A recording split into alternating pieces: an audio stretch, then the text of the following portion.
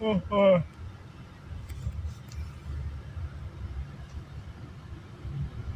ni Madam. Yan ang unang bahay ni Madam na sarili. Tumiran sila dyan. 30B, pangatlong kanto. Oo. Yan ang unang sarili nilang bahay. Diyan kami tumagal ni Uni. Diyan. Labing isang panlak na sayang namin dyan sa amin. Yan yung sinabi mo ginawa. Palit-palit. Oo. Dadating na kami. Basta pag pupunta kami dyan, may dala kami lagari. Ba't anong problema na yun? Ayaw umalis yung ano. Kumbaga natalo yun. Panalo naman si Madam sa kaso. Kahit may court order na, gano'n. Dahil lumayas, hindi rin nagtagal sa amin. Sawa din ka mo. Palitan nga namin ng doorknob. Habang nagpapalitan ako ng doorknob binibidyoan ako ni boss. May pinapalitan ko ng doorknob, pumasok na kayo. Ito, bibigay ko pa sa inyo itong ebidensya. Sabi ni boss. Mula na yun, kumalmo na sila. Talagang nagbalot. Anong una, tapang, ayaw talagang pinagpipilitan ng ayaw umalis.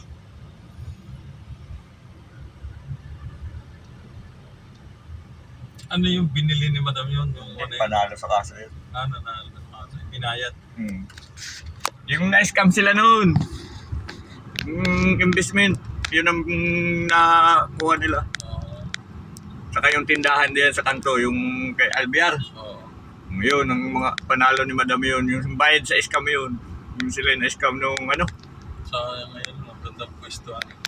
Laki ng laki ng Humina daw po anong SM. May nagtayo ng SM. Ito yata yun. Grocery. Wala pang SM na yun. Palakasan daw yun. Yung Madam na may di marunong. Dati, Imbis na sa kumukuha sa ahente. Doon, bumibili sa makro. Ano na yan? Tubuin yung maganda. Iba yung nasa ahente, kaya nga ahente. Kaya humina yun. Tumataas yung presyo.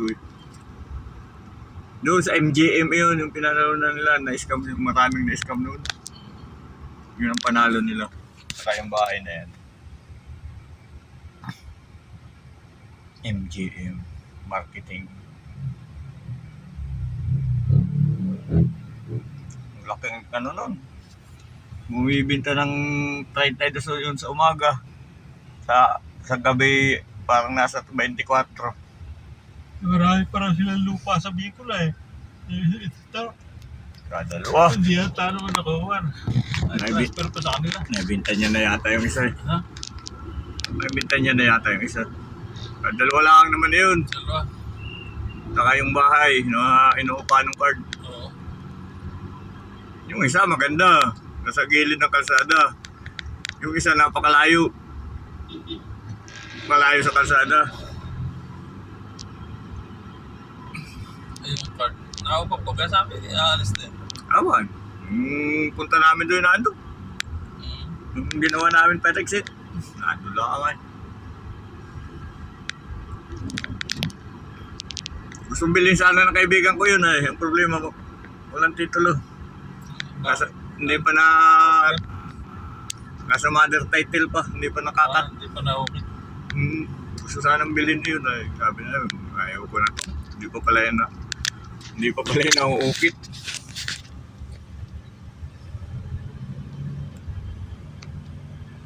Mahirap daw.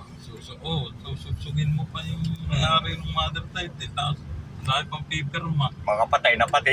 Kaya nga tapos yun nga. Yung binila ni na boss, patay na. Yung matanda doon na si Chanini, patay na rin. Halos mga na lang, pumapamangkin. Mahirap nga yun doon. Butit kung mga buhay pa, ayos lang. Wala, mga patay na Diyan nilibing si boss Punta namin ni Madam nung tirik siya ng kandila. Layo ako ba?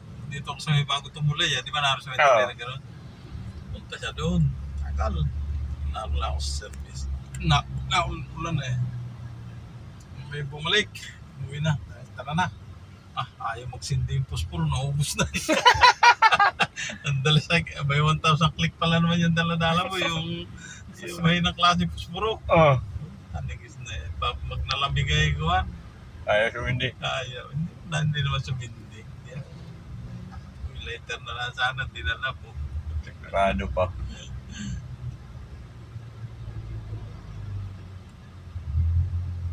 Nung undas. Nichi.